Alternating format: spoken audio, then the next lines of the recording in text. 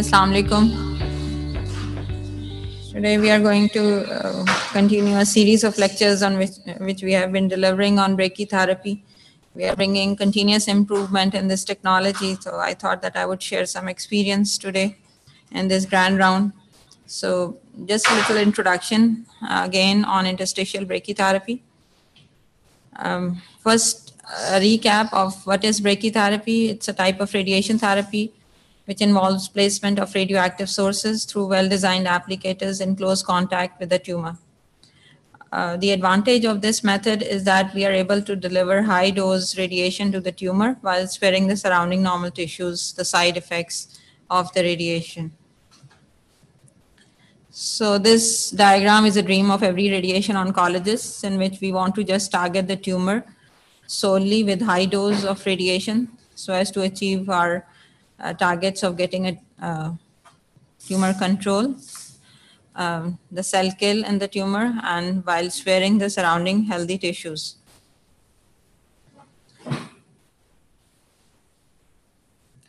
So brachytherapy is an essential component in the management of gynecological cancers, and recent studies have demonstrated that women actually live longer when they receive this treatment as part of their management than if the brachytherapy is replaced with just external beam radiation therapy. So important advances have been made in brachytherapy treatment and planning. Initially, the treatment was done after passing the applicators. We used to take orthogonal X-rays. That was called a 2D kind of planning, in which the applicators and the bony landmarks served as a surrogate markers to the tumor. But now we have shifted to 3D planning, in which after we pass the applicators, we take a CT scan or an MRI, and we can actually see the tumor on these scans and draw the tumor and also draw the organs at risk, thus accurately visualizing how much dose the tumor is getting and how much dose the organs at risk are getting. But not all the centers have this technology and the expertise to perform brachytherapy. And those that do have it aren't able to offer all types of brachytherapy. That is both intracavitary and interstitial. So it is important that once a treatment is recommended in a particular patient, the case should be evaluated and treated at a center that has full experience and expertise in offering the full range of possible treatments, so that most appropriate one is selected and performed safely. And we have developed this expertise at Shifa and are offering full range of treatments in brachytherapy, particularly in gynecological cancers. So a brief introduction again of the difference between the two. The intracavitary brachytherapy refers to when an applicator is placed directly into a cavity. And in gynecological cancers, this refers to placing an applicator in the vagina, either up to the vaginal apex, in cases where cervix and uterus have been removed, or through the cervical os into the uterus in case we have an intact uterus, as it's seen in cases of treatment of cancers of the cervix.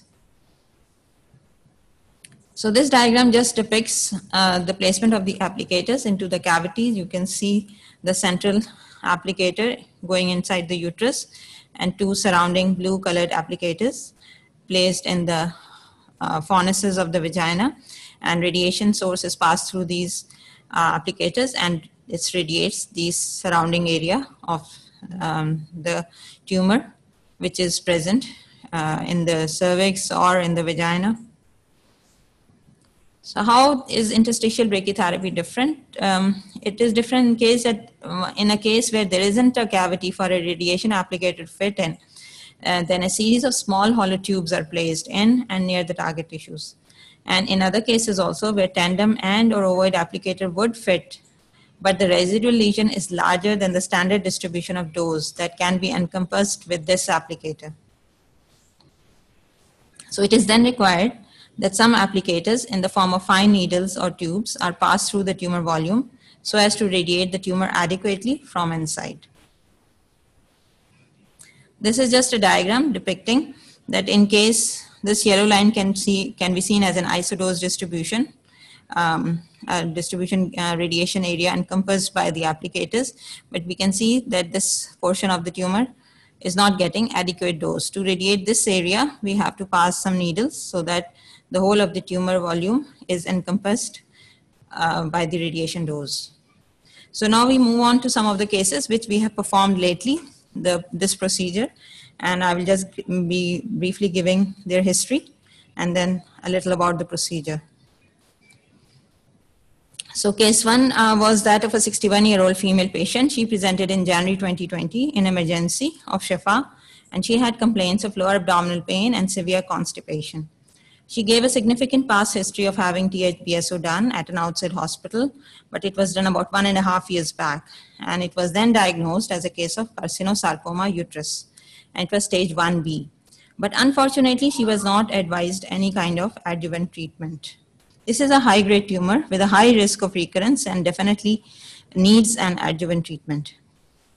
These are her initial scans, and on it, I've just taken an axial section, which showing the largest portion of the tumor. You can see this heterogeneous component compressing the bladder, and also it was involving the lower portion of the small intestines and the sigmoid colon.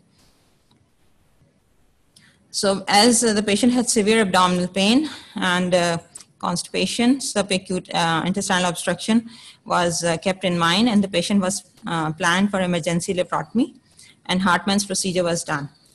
But only debulking of the tumor could be done because it was an extensive tumor. The histopathology here revealed again a recurrent malignant high-grade tumor favoring carcinosarcoma, and it was also involving some of the resected portion of the large bowel and the sigmoid.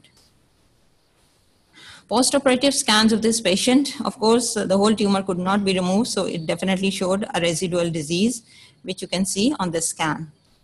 But most of it has been debulked. So the case was discussed in tumor board, and the patient was planned for adjuvant chemotherapy. Paclitaxel carboplatin combination was given, of which she has received 4 cycles. Post-chemo scans again showed marked shrinkage of the tumor, and you can visualize in these scans that the tumor has shrunk to a small level, and only about 2 into 2 centimeter of the tumor remained after chemotherapy. So then the patient was planned for external beam radiation therapy via IMRT to the tumor bed and pelvic and para-aortic nodes, and this treatment was to be followed by interstitial brachytherapy for boosting the residual tumor. As I showed in the previous scan, that this was the residual tumor. This portion was above the vaginal vault. And as I've explained before, the applicators could be passed only up to the vaginal vault. So to radiate that upper portion, we passed these 2 ovoid applicators, and these have needles to allow the passage of, these have holes to allow the passage of some needles, which you want to, in case you want to radiate a portion above the vaginal vault. So you can see on the left side where the residual tumor was located, we have passed these 2 needles. I will show an axial section. This is an axial section, and this was the residual tumor, and you can see these 2 needles are going through the tumor. So it would be easy for us to radiate this portion of the residual tumor, rather which we could not have achieved with the ovoids alone, because the ovoids ended way back in the vaginal vault. So this is an isodose distribution. This blue area is showing the area that is receiving the prescribed dose of radiation in that treatment. And these green lines have been reconstructed applicators. And you can see this is the vault ends here, and the tumor was above the vault, and we could only target it with the presence of these needles. This is an axial section, again showing isodose distribution.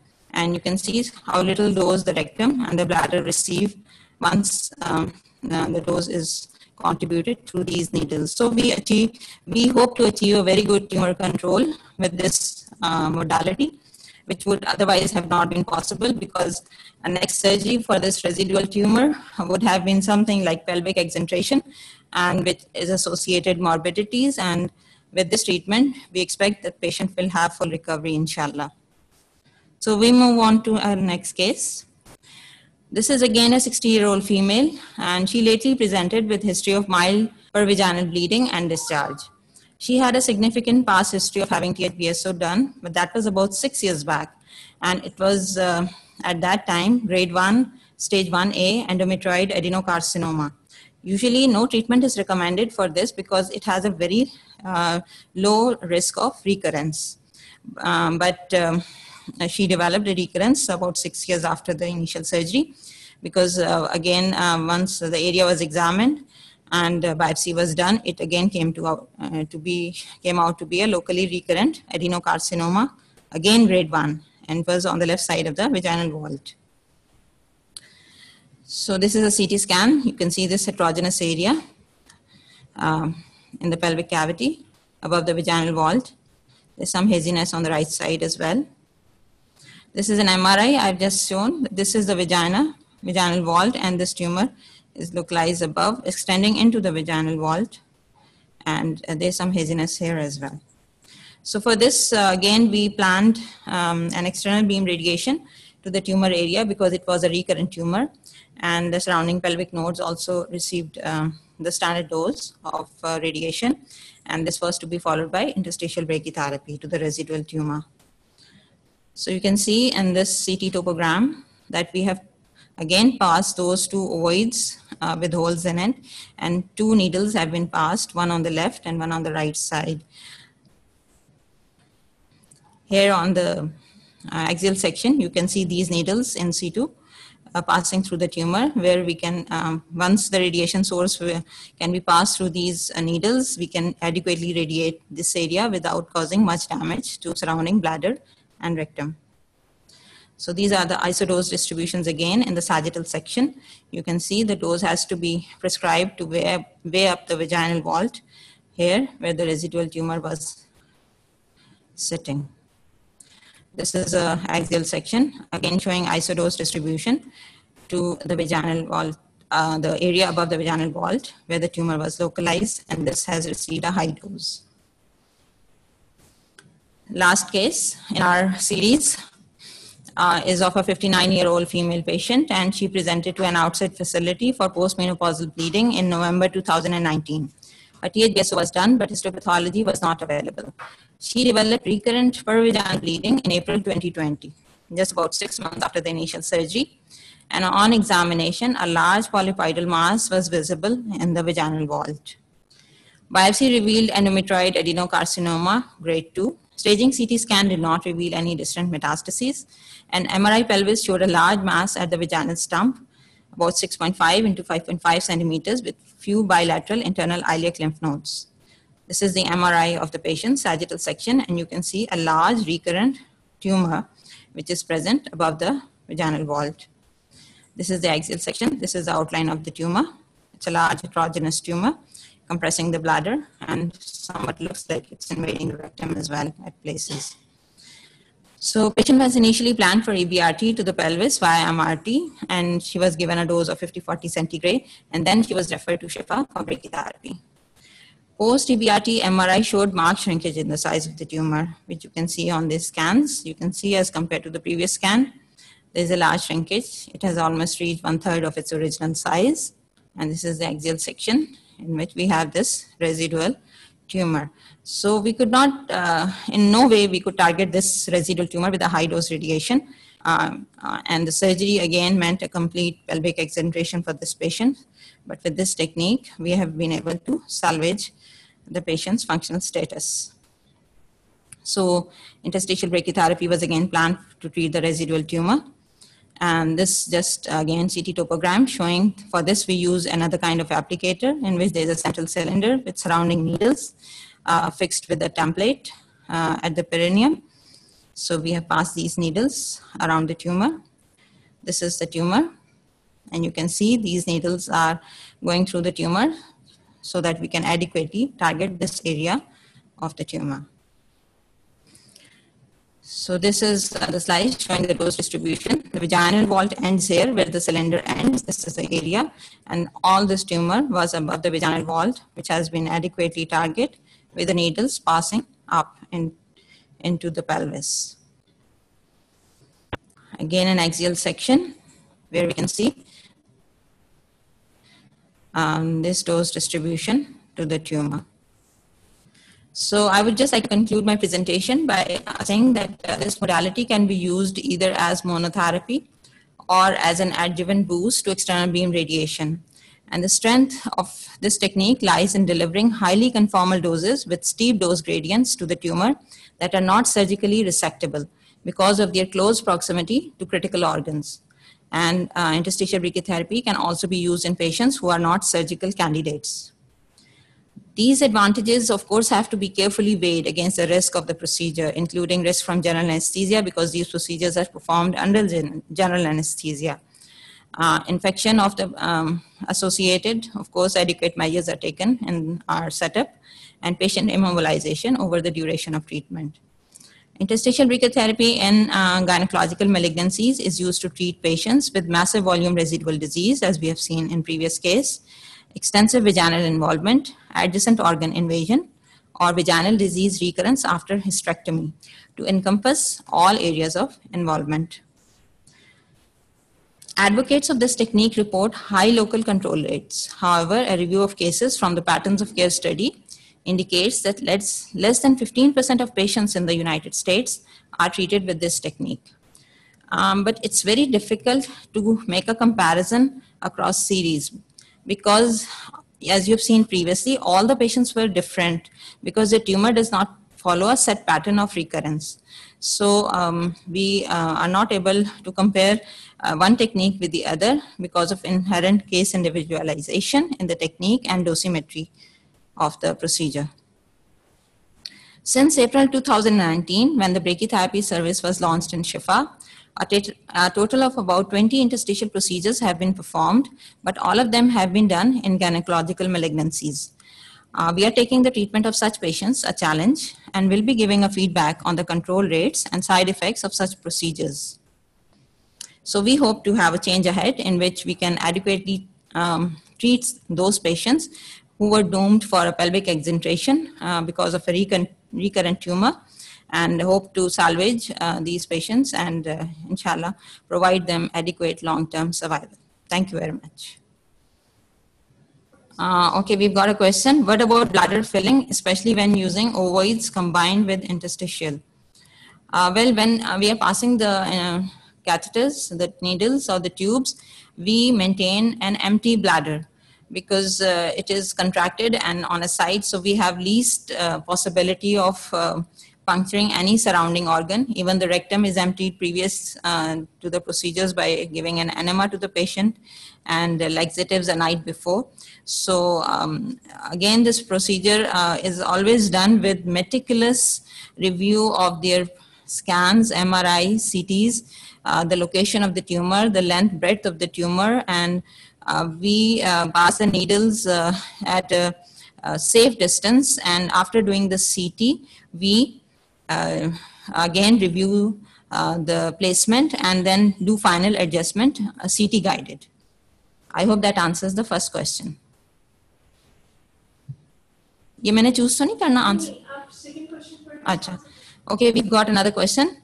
What's the perforation rate and infection rate in your experience? Till date, we have not have any perforations. Because in literature also, the very first procedure that we performed, there were some penetration of the needles in the small gut in post-hysterectomy cases, but the literature says that you just do not load those needles with the radiation and just load the area below it, then no harm comes. And of course, the patient remained fine. And with adequate antiseptic measures, rigorous sterilizations, we do not witness any infection in our patients, but we do give post-operative antibiotics for 3 to 5 days to these patients. Next question we have that what are the monotherapy indications of brachytherapy? There was a case in gynecological malignancies, again a case of recurrent endometrium in which the tumor recurred after having a hysterectomy done. She was an elderly patient with not a very good performance status, and it was a low-grade tumor. So I didn't plan her for any EBRT, and I did only brachytherapy. And after 1 year of follow-up, she's fine with good tumor control. and no side effects of external beam radiation as well.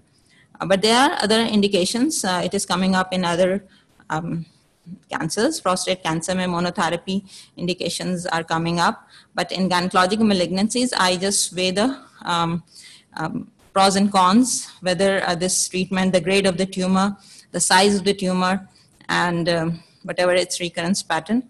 Again, there are different opinions in between consultants. So we always discuss it in a tumor board and see if any tumor can be, a recurrent tumor can be managed with just a monotherapy, or an EBRT is needed beforehand. Next question, what is your experience regarding parametrium boost, especially when it is positive? To date, the cases which I have personally done, there was only one case in which the tumor was the cervical tumor was a large tumor, and we had to pass an extra needle to cover one side of the parametrium to adequately cover it. So it was just one case in my experience, but it was adequately covered, and the patient is doing fine with good control. See her cervix, she's doing fine, and so far there is no local recurrence or distant recurrence for that patient. Next question, what is the treatment duration?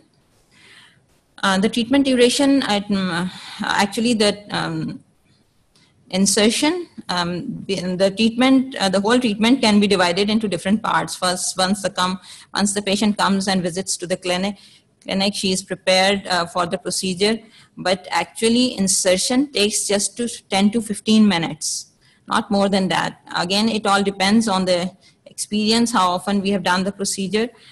Initial procedures which I did took a longer time, but after that I'm also tuned in, and we know from our previous, we always go back to our previous procedures and adequately weigh out any things which we can improve. So we are getting better and better. So for me, it's just 10 to 15 minutes for applicator insertion, but the time after that for CT waiting and everything, that's variable. Next question is, do you fill up the bladder after applications? Yes, we do fill up the bladder, because most of these recurrent cases are post-hysterectomy, and the small gut always falls into the pelvis if the bladder is not filled. Initially, during the applicator insertion, the bladder is kept empty, but after we have passed the needles, then the bladder is filled up adequately so as to push the small gut out of the pelvis, because the bladder has a relatively high radiation tolerance as compared to small gut. Risk of seeding of the tumor. I won't say, because it's already a recurrent tumor, and I think it's just a follow-up may show us something if that matters, but to date we've not seen any such incident that the tumor comes out in the perineum through which the needles have been passed. It's not that, because this dose of radiation is a very high dose and we achieve a good tumor kill with it. What are the contraindications to this procedure? Of course, if the patient, we have to see if the patient is fit for the general anesthesia and other things, and in addition, contraindications तो बहुत सारी हैं. Most of the contraindications, जो indications हैं वो बहुत rigorously met होती हैं, तो फिर patient treat होते हैं.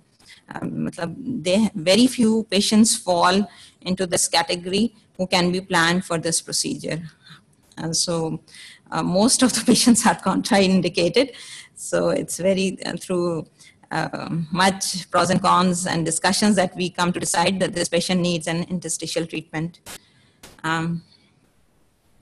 Then what's the strategy for rectal wall protection? There was an old teaching of putting ionized hydrogenated gauze. What's the current practice? Well, rectal wall protection, if the tumor is invading the rectal wall, we have to treat the tumor. So in that case, the rectal wall does get a high dose, but in other cases, we give a laxative to the patient a night before, and enema is done before the procedure, and the rectum is just contracted, and falls way back. And again, the advantage is again that with this we can very minutely strategize where the dose is going, and so as not to give a high dose to the rectum. Okay, thank you very much for your participation. I hope this presentation proved useful.